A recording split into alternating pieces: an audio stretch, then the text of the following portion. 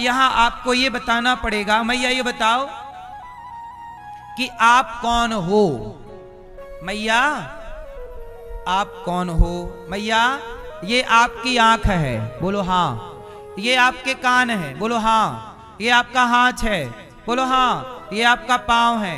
ये बताओ आप कौन हो। मामा जी बताओ आप कौन हो।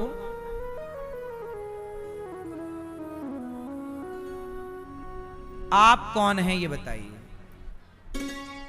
आप कौन हो। हैं माँ बाप हो। सही है। मामा बोल रहे हैं पर जलेबी बना रहे हैं। वो जलेबी मेरे समझ आती नहीं है। मैं तो सीधी बात करता हूं, सीधी बात, नो बकवास। बताओ आत्मा मैं कौन हूं, आप कौन हो। भैया बताएंगे हमारे। आप कौन हो जल्दी से बताओ। कौन हो आप हैं। ईश्वर का दिया हुआ रूप है आप। आप कौन हो मैया, पीली मैया। नहीं पता। सोचो आपको यही नहीं पता कि आप कौन हैं।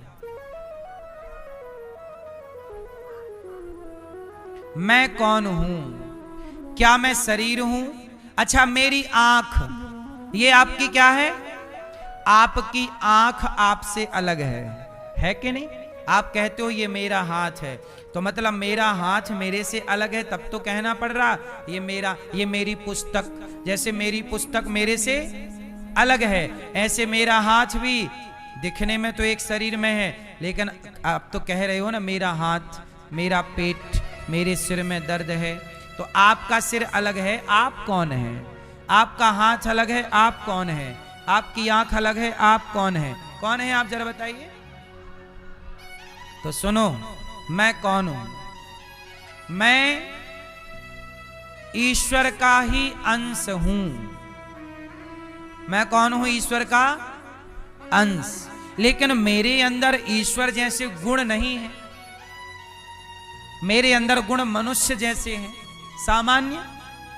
अब जब मैं ईश्वर का अंश हूं तो मेरे अंदर ईश्वर जैसी शक्ति क्यों नहीं है। तो इसका कारण है कि देखो दर्पण है, और दर्पण में धूल जम जाए, तो दर्पण में धूल जम जाए तो दर्पण प्रतिबिंब दिखाने की शक्ति खो बैठेगा। यदि धूल जमी है तो क्या आपका चित्र दिखेगा, बोलो नहीं। क्या जम गई उसमें। हां, जैसे दर्पण में धूल जम जाने से दर्पण चित्र दिखाना बंद कर देता है। धूल हटाओ तो फिर दिखाएगा चित्र। उसी तरह आप ईश्वर का अंश हैं, पर अज्ञान और माया की धूल बैठी ऐसी कि हम अपने वास्तविक स्वरूप को पहचान ही नहीं पा रहे कि हम कौन हैं। अब जैसे उदाहरण से समझो इसे। इसका उदाहरण यह है कि जंगल में एक शेर रहता था। उस शेर और एक शेरनी दोनों थी। तो शेरनी के हुआ एक बच्चा शावक। एक दिन क्या हुआ कि शेर शेरनी दोनों शिकार करने गए, और जो शेरनी का छोटा बच्चा था अभी नवजात, वो गीदड़ों के झुंड में मिल गया। वहां से गीदड़ों का झुंड निकला, तो वो शेर का बच्चा भी गीदड़ों के झुंड में मिल गया, और अब वो गीदड़ों के संग संग चलता। तो जो गीदड़ की एक माता, उसने देखा कि ये शेर का बच्चा छोटा है, तो उसने अपना दूध पिलाकर शेर के बच्चे को थोड़ा बड़ा किया। अब शेर बड़ा हुआ, जवान हुआ, तो वो तो शेर था, लेकिन जो गीदड़ों के संग रहने की आदत लग गई, तो वो गीदड़ों के संग सोता, गीदड़ों के संग खाता, गीदड़ों की तरह ही चलता। उसका व्यवहार भी गीदड़ों, क्योंकि बचपन से संगत किसकी मिली। एक दिन उसका पिता शेर ने देखा कि बचपन में मेरा एक बच्चा गुम गया था, यही तो नहीं है। उसने आवाज लगाई ओम, तो वो तो शेर था ही, उसने भी दहाड़ा ओम। तो जैसे ही दहाड़ा तो शेर पहचान गए, तू तो शेर है, पर ये बता तू गीदड़ों के झुंड में क्या कर रहा। बोला नहीं मैं तो गीदड़ ही हूं, ये मेरी मौसी है। ये मेरी बुआ है। हाँ, और इसने मुझे दूध पिलाया। ये माँ, वो गीदड़नी को, अपनी गीदड़ की मादा को दूध पिला दिया होगा, ये मेरी माँ है। शेर बोला नहीं, तू गीदड़ का बच्चा नहीं है, तू तो शेर का है। शेर का बच्चा गीदड़ों के झुंड में मिल जाने से वो अपने को क्या मान बैठा। ऐसे ही आप सब ईश्वर की संतान हो, ईश्वर के बच्चे हो, लेकिन जगत में गीदड़ों की झुंड में मिलकर अपने को आप जगत का मान बैठे हो। आप जगत के नहीं हो, आप जगन्नाथ के हो। पर जगत में रहते रहते आपने यहां से नजदीकियां बढ़ा ली कि ये मेरा, ये मेरा, ये मेरा, जबकि आपको ये पता होना चाहिए कि इनमें से कोई भी मेरा तो मेरे तो गिरधर गोपाल दूसरों ना, तो हम भगवान के हैं। पर संसार की माया, माया किसे कहते हैं? अज्ञान को। अज्ञानवश हम उन्हें अपना मान लेते हैं जो हमारे हैं नहीं। क्यों? सही है कि नहीं? अच्छा ये बताओ, जिन लोगों को आपने अपना माना है, सच बताओ क्या वो आपके हैं? बोलो। जिनको आपने अपना माना है, क्या वो आपके हैं? कोई किसी का कहां होता है? कोई है किसी का? फिर इसलिए अज्ञान के कारण। अब देखो ना, ये शरीर, हमने शुरू दिन ही आपको एक बात बताई थी कि शरीर भी अपना नहीं होता, ये भी अपने को छोड़कर जाना पड़ेगा। जब शरीर ही अपना नहीं हुआ तो शरीर के संबंधी भला अपने कैसे हो सकते हैं? लेकिन हम लोग अपना मान रहे हैं ये अज्ञान के कारण, और ये अज्ञान छूट जाएगा कि जगत हमारा नहीं, जगन्नाथ तो आप ईश्वर के अंश हो। ये ज्ञात होते ही आप ही वह रूप को प्राप्त कर लोगे जिस रूप को गवा चुके हो, खो चुके हो। तो अपना अज्ञान मिटते ही ज्ञान के उस रूप में। अब तुलसीदास जी कौन है? मीरा जी कौन? इन लोगों, अच्छा मीरा कहते हैं कि मीरा बाई द्वारिका गई और द्वारिका में द्वारिकाधीश के आगे भगवान से इतना प्रेम, इतना आत्मीयता कि आखिरी में द्वारिकाधीश का मुख खुला और मीरा और भगवान मिलकर दोनों, मीरा और भगवान मिलकर दोनों, जैसे चैतन्य महाप्रभु, गौरांग महाप्रभु जगन्नाथ जी की जब यात्रा निकली, आषाढ़ में निकलती है ना रथ यात्रा, तो उस यात्रा में चैतन्य महाप्रभु आगे कीर्तन करते जा रहे थे और इतना प्रेम भगवान जगन्नाथ जी के लिए कि गौरांग महाप्रभु, भगवान जगन्नाथ जी उनके प्रेम में इतने मोहित हुए कि इनका मुख खुला और पूरे के पूरे चैतन्य महाप्रभु सबके देखते देखते भगवान श्री जगन्नाथ जी में विलीन हो गए, समा गए। तो जिस दिन ये बोध हो जाएगा कि मैं कौन हूं, शेर का बच्चा गीदड़ों के झुंड में मिला है, आपको जिस दिन बोध हो जाएगा कि मैं ईश्वर का हूं और अथाह प्रेम जागेगा, तो आप और भगवान मिलकर दोनों, तो आप ईश्वर के ही अंश हैं। अलग अलग इसलिए लगते हैं क्योंकि आपको अज्ञान ने घेर रखा है। गीदड़ों के झुंड में मिलने से वो गीदड़ में से किसी को अपना बाप मान बैठा, किसी को मौसी मान बैठा, किसी को माँ, जबकि यथार्थ में उसकी माँ कोई और है। इसलिए तो कहते हैं त्वमेव माता, हमारे असली माता पिता भगवान है। पर जगत में हम ऐसे उलझे हैं कि हम जगत के लोगों से ही नाता ज्यादा रखते, और ये व्यवस्था भी बन गई कि यदि माँ बाप का ध्यान नहीं रखोगे तो कौन रखेगा।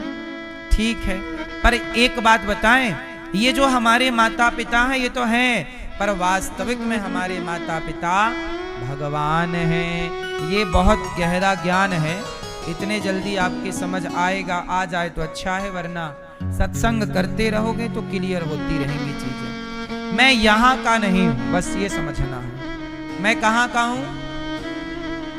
भैया आप कहाँ से हो, कहाँ के हो? हाँ, कहाँ? बिहार। आप कहां से हो भैया, कहां के हो, हैं कहां? कलकत्ता से। आप कहां से हैं?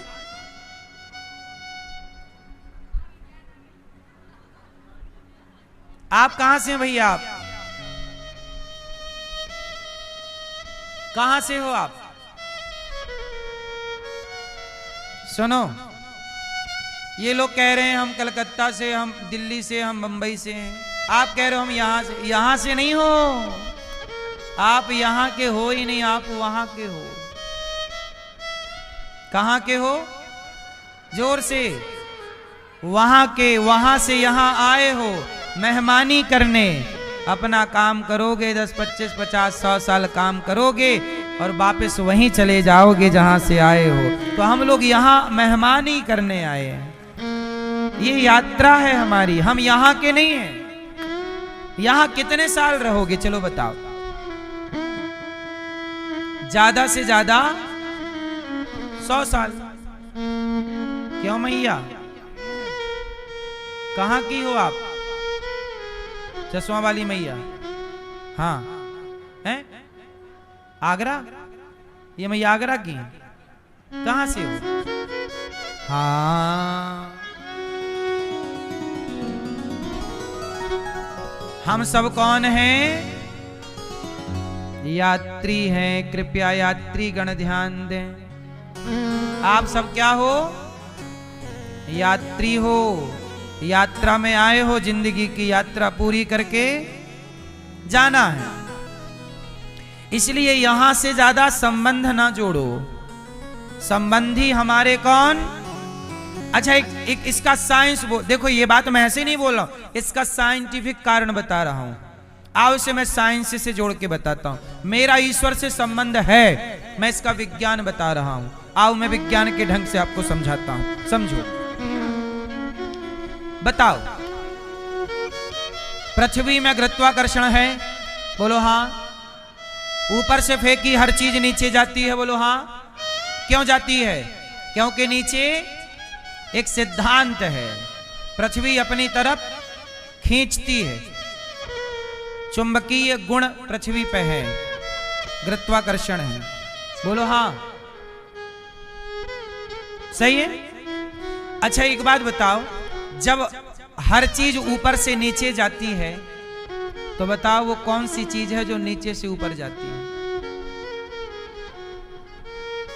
पढ़े हो विज्ञान तो बताओ फिर।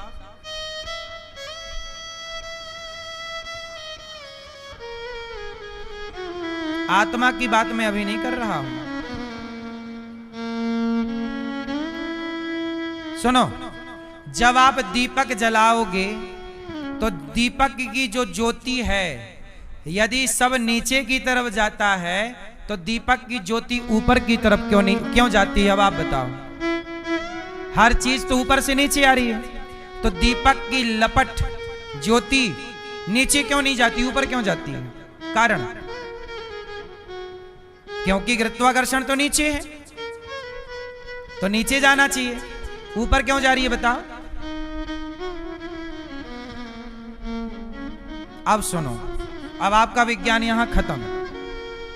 अब आगे सुनो, कुछ चीजें विज्ञान के हिसाब से हैं, हम देखो विज्ञान के हिसाब से समझा रहे हैं। ऐसा है ना मेरी मां कि देखो, जो ऊपर से गिरती है चीज, जिसमें पृथ्वी तत्व होगा, क्या है कि अंशी अंश को अपनी तरफ खींचता है।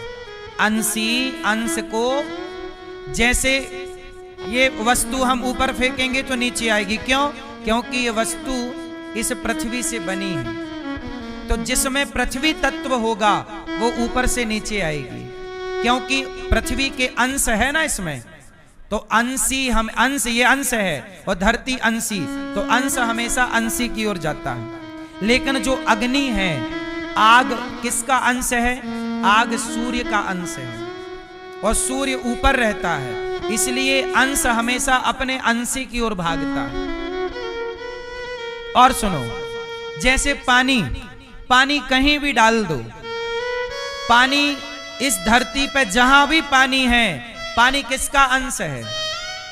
समुद्र का। समुद्र से ही ना पानी वाष्पीकरण होके बरसता है, तो कहीं भी पानी गिरेगा वो दौड़कर समुद्र की ओर ही जाएगा। नदी नदी, बड़ी नदी में, बड़ी नदी और बड़ी में हो जाके, तो पानी समुद्र का अंश होने से वह अपने अंशी की ओर भागता है। बोलो हाँ। इसलिए पानी किसकी ओर भागता है? समुद्र, क्योंकि समुद्र ही पानी का केंद्र बिंदु है। हाँ या ना? तो पानी जैसे पृथ्वी तत्व पृथ्वी की ओर आएगा, अग्नि तत्व अग्नि की ओर जाएगा, जल तत्व जल की ओर जाएगा, ऐसे ही। अब एक बात आप समझो, जब आप ऊपर देखते हो तो आपको डर लगता है, लेकिन जब आप नीचे देखते हो, 10 मंजिल ऊपर खड़े हो जाओ, पहाड़ पे खड़े हो जाओ और नीचे देखो तो डर लगता है आपको। क्यों लगता है? जबकि गहराई कम है, ऊंचाई, तो ऊपर देखने से डर नहीं लगता, नीचे देखने से डर क्यों लगता है? बताओ क्यों लगता है? क्योंकि जो आपके भीतर अंश है वह अंश ईश्वर का है, और ईश्वर हमारे बैकुंठ में रहते हैं, और वह भी स्थान ऊपर की तरफ है। इसलिए ऊपर देखने से डर नहीं है। नीचे देखो तो नीचे नरक होते हैं, तो वह अंश नरक की ओर जाने से डरता है। तो साइंस के ढंग से भी आप यदि देखोगे तो हम ईश्वर के ही अंश हैं। इसलिए इस धरती का हर व्यक्ति भगवान की ओर जाता है। चलो बताओ, हिंदू भगवान को मानता है कि नहीं? बोलो हाँ। अच्छा, मुसलमान ईश्वर को मानता है कि नहीं? बोलो हाँ। बोलो हाँ या ना? हाँ, मुसलमान भी भगवान को मानता है, लेकिन उसके भगवान का नाम अल्लाह है। मान तो वो भी रहा है, उसके मानने का तौर तरीका। अच्छा, ईसाई भी भगवान को मानता है, उसके मानने का तरीका अलग है। वो अपने यीशु को मानता है, जीसस को मानता है। यहूदी लोग भगवान को मानते हैं, वो अपना मानने का तौर तरीका अलग हो सकता है। इस धरती पे ऐसा कौन है जो ईश्वर को नहीं मानता? फिर सब लोग ईश्वर की शरण में जाते हैं। क्यों? क्योंकि हर प्राणी ईश्वर का ही अंश है। जाएगा कहां? जाएगा उसी की शरण में। पानी कहां जाएगा? जाएगा समुद्र में। आग कहां जाएगी? जाएगी आकाश में, ऊपर सूर्य के पास, सूर्य की ओर। इसलिए हर चीज नीचे गिरती है पर ज्योति ऊपर की ओर उठती है। और सुनो, आग से निकला गया धुआं भी ऊपर की ओर जाता है। जब हर चीज नीचे आती है तो धुआं नीचे क्यों नहीं आ रहा है?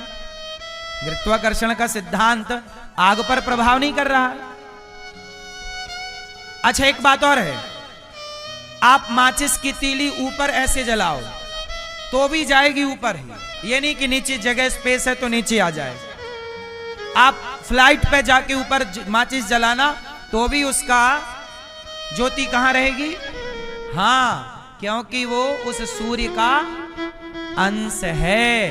तो जैसे अग्नि सूर्य का अंश होने से वो ऊपर की ओर खिंचती है, ऐसे हम सब भगवान के अंश होने से हम सब भगवान की ओर खिंचते हैं।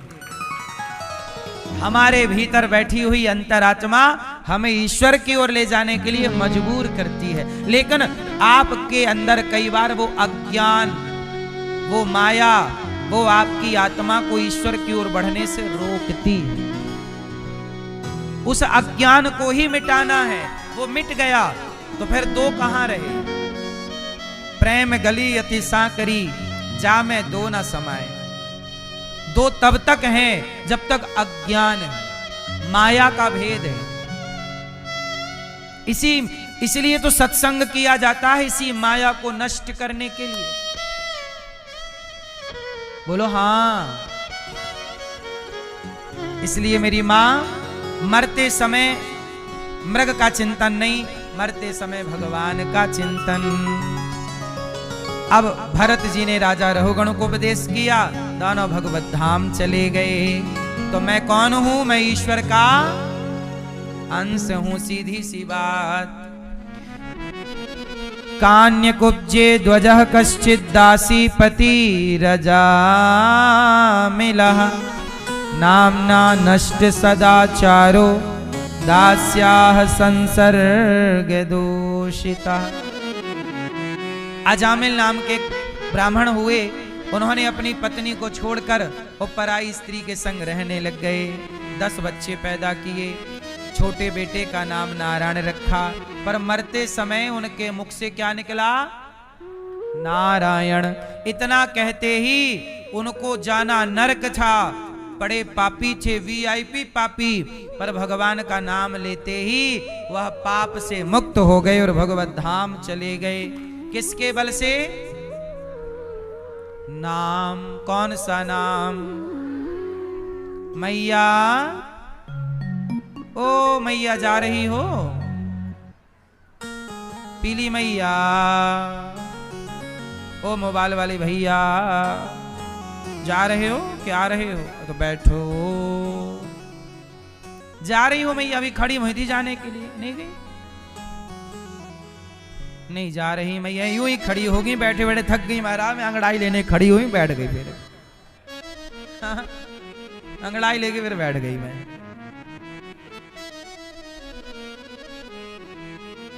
सुनो मैया, ओ मेरी माँ सुनो, अजामिल का उद्धार किस नाम से हुआ? इसलिए कहता हूं श्रीमन्नारायण श्रीमन्नारायण जपा करो, तुम्हारा भी उद्धार इसी नाम से होगा। क्योंकि अजामिल पापी था तो अपन कौन से पुण्यात्मा हैं?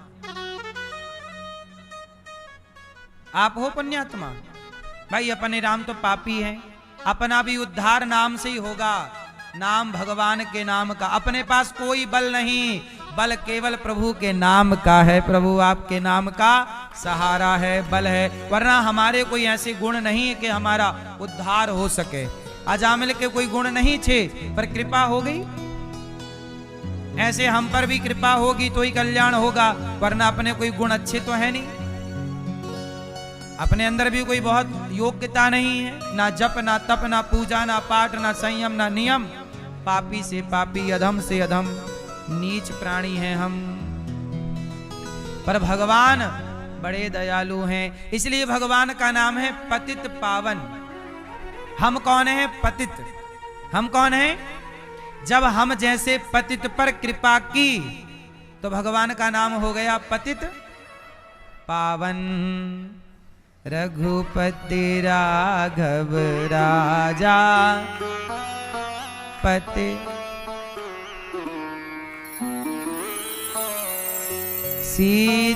सीताराम सीताराम भज प्यारे तू सीताराम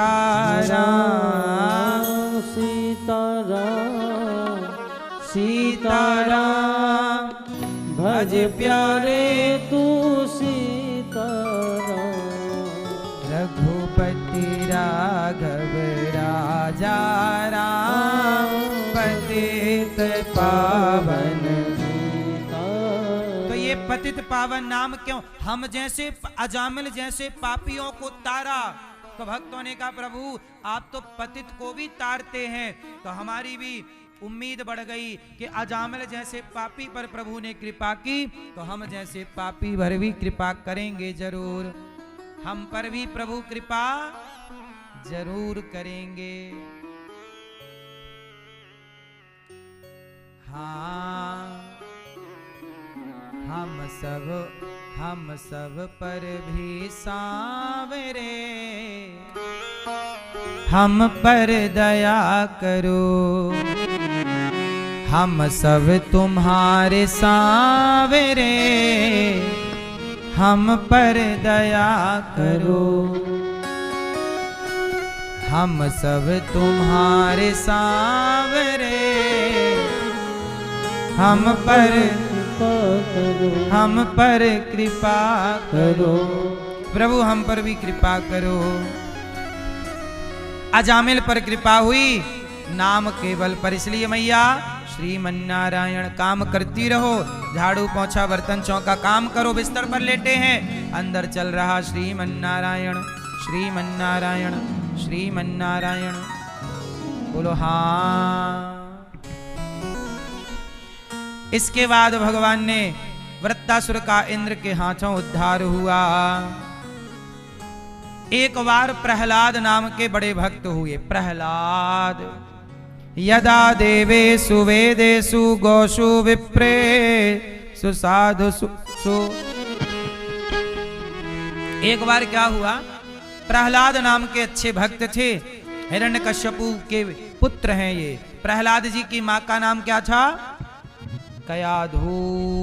क्या नाम था? प्रहलाद जी छोटे से बालक हैं और प्रभु का स्मरण, प्रभु का चिंतन, प्रभु से प्यार। हे नाथ, हमारा आपके सिवा कोई नहीं। जब प्रभु की ज्यादा भक्ति करने लगे तो पिता हिरण्यकश्यपु ने देखा, बेटा ये तुम किसका नाम जप कर रहे हो? प्रहलाद जी ने कहा, पिताजी हम भगवान श्रीमन्नारायण, भगवान विष्णु, भगवान श्री हरि का ध्यान कर रहे हैं। हम किसका ध्यान कर रहे हैं? भगवान श्री हरि का। हिरण्यकश्यपु बोला, ये तो हमारा दुश्मन है, क्या तुम दुश्मन का नाम जप रहे हो? अब तो प्रहलाद जी पर बेचारे प्रहलाद बच्चे हैं, टूट पड़ा हिरण्यकश्यपु। मार डालूंगा तुझे, तेरे मुंह से यदि ये प्रभु का नाम निकला, तेरे नारायण तेरे विष्णु का, खबरदार जो नाम तूने लिया मार दूंगा तुझे।